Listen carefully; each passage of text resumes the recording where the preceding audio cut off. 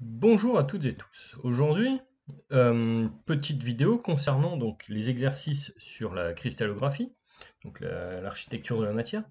Donc premier exercice d'une série de 3 donc, qui va concerner ici euh, la recherche de structure, le calcul de paramètres de maille, etc. Donc le premier exercice traite de la cristallisation du dioxygène. Alors le dioxygène, on le sait, c'est une molécule, molécule de O2, qui, a priori, dans les conditions normales de température et de pression, est sous forme de gaz. Alors, on nous demande quel type de liaison assure la cohésion de ce solide. Donc ici, on sait que la molécule de O2, donc si on obtient sa formule chimique, on a ceci, ce sera une molécule qui va être apolaire.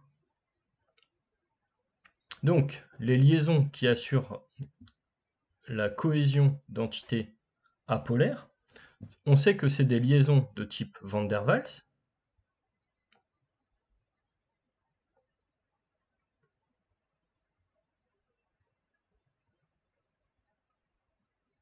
Et parmi les trois types disponibles, ici, le seul type de liaison possible, c'est le type de liaison induit-induit. On n'a pas de dipôle permanent avec le dioxygène. En effet, il n'y a pas de raison que les électrons dans la double liaison ici aillent plus d'un côté ou de l'autre, sauf si l'environnement de la molécule de dioxygène, l'impose. Donc ici, c'est des liaisons de Van der Waals de type Lambda, c'est-à-dire dipôle induit, dipôle induit.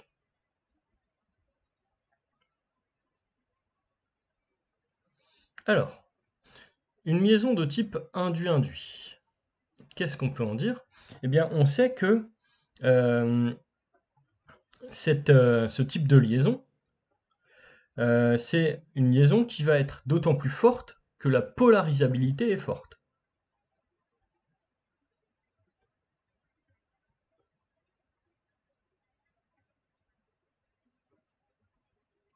Et on sait que la polarisabilité augmente avec le rayon des entités polarisables. C'est-à-dire plus les électrons sont susceptibles de se déplacer au sein de l'entité, plus l'entité sera polarisable.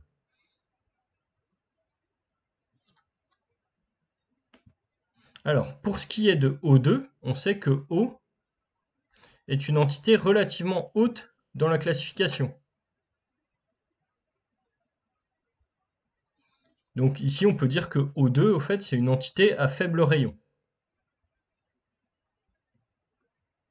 ou faible extension spatiale, si on veut. Donc ici, on sait que O2, c'est une molécule peu polarisable.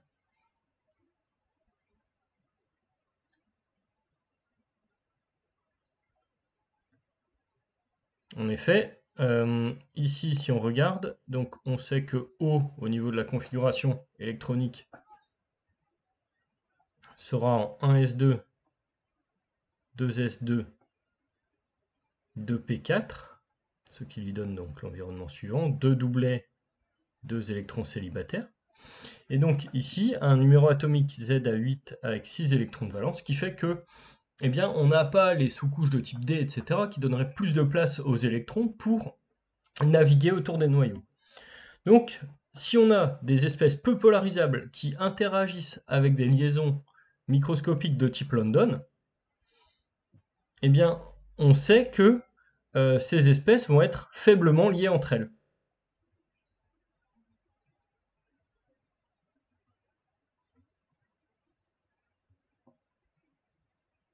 Donc, si on a des molécules faiblement liées entre elles,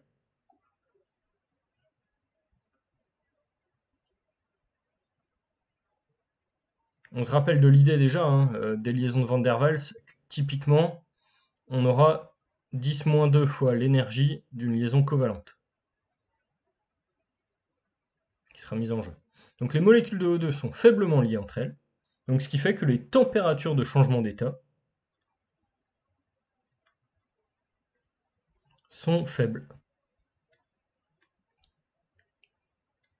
Alors l'idée derrière tout ça, évidemment, eh bien c'est que les liaisons intermoléculaires mettent peu d'énergie en jeu, très peu d'énergie même dans la mesure où on essaye de jouer sur la polarisabilité de molécules à faible extension spatiale sur des interactions de type London. Donc, ici, finalement, ce qu'on va pouvoir dire, c'est que les molécules de O2 ont des liaisons intermoléculaires relativement faibles l'une avec l'autre. Donc ça coûte peu d'énergie de les casser. Donc l'énergie cinétique d'agitation microscopique qui va permettre de vaincre l'énergie potentielle d'interaction microscopique qui assure la cohésion du cristal de dioxygène, eh bien, est relativement faible aussi. Alors ça, c'est pour la description donc, des interactions microscopiques. Alors maintenant, la question qu'on se pose, on nous donne un paramètre de maille, on nous donne une masse volumique, et on nous demande de trouver la structure du dioxygène. Alors, comment est-ce qu'on va se débrouiller? Ici, il faut revenir à la définition de ce qu'est une masse volumique. La masse volumique, on sait que c'est la masse des entités sur le volume qu'elles occupent. Donc, dans une maille de dioxygène, on va poser une population Z. Donc, on sait qu'on va avoir Z fois la masse d'une molécule de O2 sur le volume d'une maille, donc A au cube,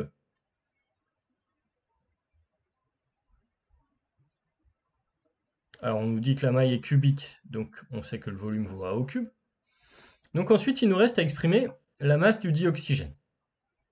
Alors la masse du dioxygène, on sait que ça va être 2 fois la masse molaire de l'oxygène, fois la population, que l'on divise par la constante d'Avogadro, fois A au cube. Et donc ici, on a bien l'idée que la masse d'une molécule de dioxygène, c'est 2 fois la masse d'une mole d'oxygène divisé par le nombre d'entités contenues dans une mole. Donc ici, finalement, vous voyez que l'on va obtenir une population Z qui va valoir la masse volumique fois la constante d'Avogadro fois A au cube sur 2 fois la masse molaire de l'oxygène. Alors, derrière, il nous reste à faire l'application numérique. Si on fait l'application numérique, qu'est-ce qu'on va constater? Eh bien, on va constater que l'on a, alors en prenant bien les bonnes unités partout, donc 1320 ici, ça ne va pas bouger.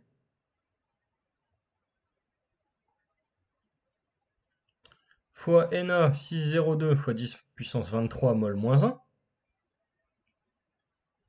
On nous donne une distance en picomètres. On se rappelle que le préfixe pico signifie 10-12. Donc 683 10-12, donc 683 10-10. Que j'élève, évidemment, au cube. Sur, et c'est là où il faut être attentif, 2 fois la masse molaire de l'oxygène.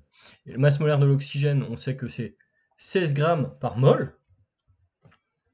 Or, 16 grammes par mol, ici, on sait que ça va me donner 0,016 kg par mol. Il faut bien penser à convertir, eh bien, la donnée qui est ici. Et donc là, on va trouver 7,9. Étrange. Donc, 7,9 en arrondissant à un seul chiffre significatif. On va supposer qu'on a une population de 8.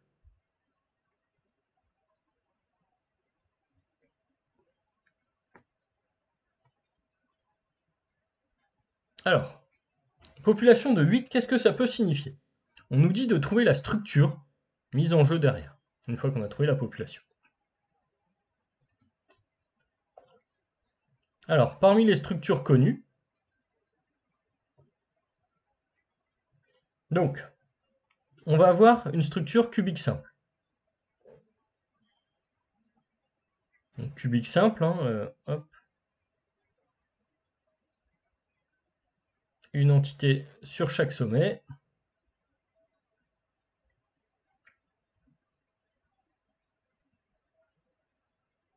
et on en reste là. Donc, est-ce que la structure cubique simple est envisageable? Eh bien, la réponse est non. Ici, si on regarde la population d'une structure cubique simple, on va avoir simplement 8 fois 1/8 d'entité sur chaque sommet. Alors, ici donc une population à 1 très éloignée d'une population à 8. Si je prends la structure cubique centrée, je rajoute un motif au centre. Donc là, je vais reprendre simplement le schéma d'avant. On va être un peu feignant sur ce coup-là. On imagine qu'on rajoute une entité identique aux autres en propre au milieu. Et donc, on va finir par avoir 8 fois 1/8 plus 1. Donc, on va avoir 2 en population. Structure cubique face centrée. Donc, cubique face centrée, hein, on va la représenter.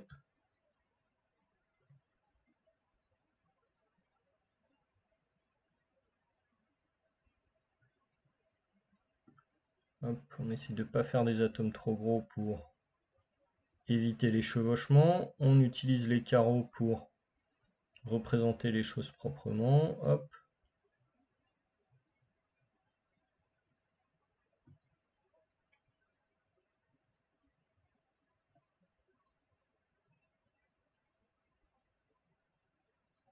Hop, et on vérifie bien qu'on a ici, dans chaque plan, entre guillemets, 3 centres de face. Et donc ici, la population de la structure cubique face centrée, on sait qu'elle vaut 8 fois 1/8 pour les sommets, plus 6 fois 1/2 pour les centres des faces. Malheureusement, on n'arrive encore qu'à 4. Donc, 1 en cubique simple, 2 en cubique centré, 4 en cubique face centrée. Mince, qu'est-ce qu'il nous reste comme structure cubique que l'on n'a pas étudiée?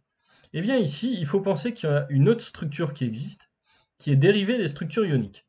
La structure manquante, ce serait peut-être bien la structure qui rajoute 4 entités à la structure cubique face centrée. Quelle est la structure qui rajoute 4 entités à la structure CFC? C'est la structure carbone-diamant.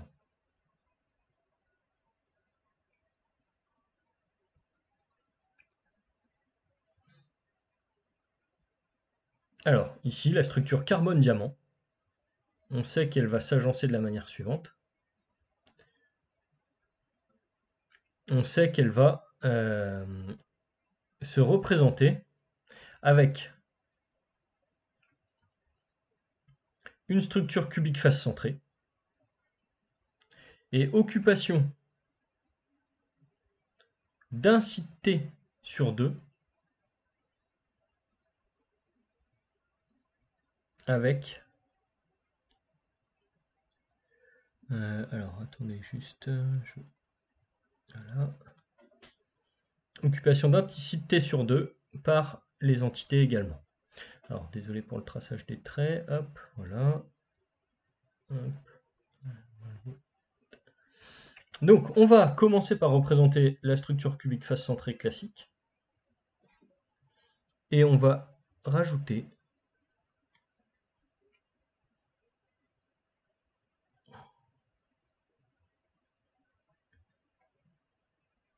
à la fin les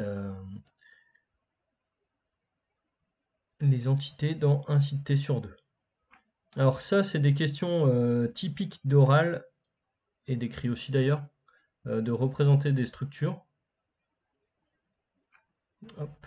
Donc il faut essayer de le faire rapidement et assez proprement. Bon, plus proprement que moi actuellement, en gros. Donc ici, structure cubique face centrée, vous voyez qu'on est au point maintenant. Pourquoi? Parce qu'on a 3 centres de face ici, 3 centres de face ici, 2 plans. Donc on rappelle que la structure cubique face centrée est une structure de type ABC-ABC, avec les empilements compacts. Alors maintenant, on occupe un site T sur 2. Donc là, qu'est-ce qu'on va faire? Alors on sait que c'est les mêmes entités toujours, mais bon, bah, on va quand même changer de couleur pour que ce soit plus visuel. On sait qu'on va occuper le centre de 4 des 8 petits cubes d'arête A sur 2, en faisant en sorte d'augmenter la distance entre voisins. Donc on sait qu'à l'étage du bas, dans entre guillemets l'immeuble représenté par la maille, on va avoir 2 locataires sur 4 qui essayent de s'éviter au maximum. et à l'étage, 2 locataires sur 4 qui essayent aussi de s'éviter au maximum, et d'éviter au maximum les voisins du dessous. Donc si je choisis de mettre une entité dans le petit cube en bas à gauche, ici, je sais que je vais aller chercher l'autre diagonale pour mettre une deuxième entité. Donc à ce moment-là, je sais que la diagonale qui part de devant à gauche pour aller derrière à droite est occupée. Donc au-dessus, je vais occuper l'autre diagonale.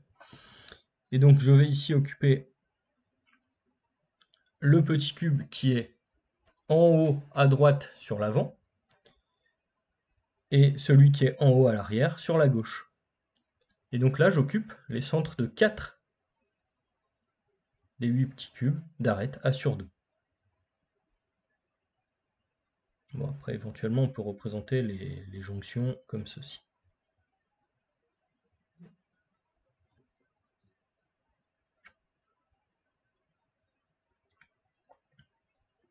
Donc là, au fait, il y avait une petite astuce, une petite subtilité dans cette question.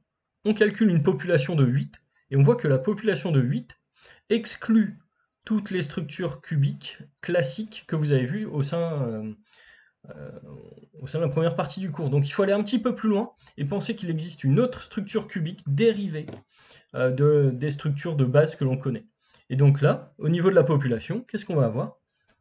Eh bien, sur la structure du diamant, carbone-diamant, on va bien avoir la population de la structure cubique face centrée, 4, plus 4 entités réparties au centre de 4 des 8 petits cubes d'arête A sur 2.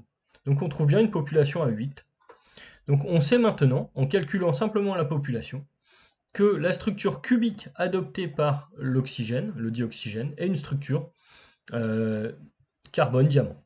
Donc vous voyez, lorsqu'on est en quête d'une structure donnée, si on nous dit que la structure est cubique, l'information de la population nous amène la structure directement. Vous voyez que la structure cubique simple a une population différente de la structure cubique centrée, elle-même une population différente de la structure cubique face centrée, elle-même différente de la structure carbone-diamant. Donc toutes les populations étant différentes, je peux calculer, je peux trouver à partir de la population la structure adoptée, à condition évidemment que je sache que la structure est cubique. Ceci conclut donc le premier exercice de colle sur les cristaux. Vous voyez un exercice relativement rapide. Ici j'ai choisi de me focaliser sur des exercices assez courts avec un petit peu de réflexion. Et souvent dans les oraux c'est ce qui va se passer. On n'a pas le temps de vous faire non plus 150 calculs ultra lourds. Donc on va se focaliser sur des cas classiques, mais on va faire des variantes autour de ces cas-là. Il me reste à vous dire de ne pas hésiter à poser vos questions en commentaire et à vous annoncer la suite au prochain épisode.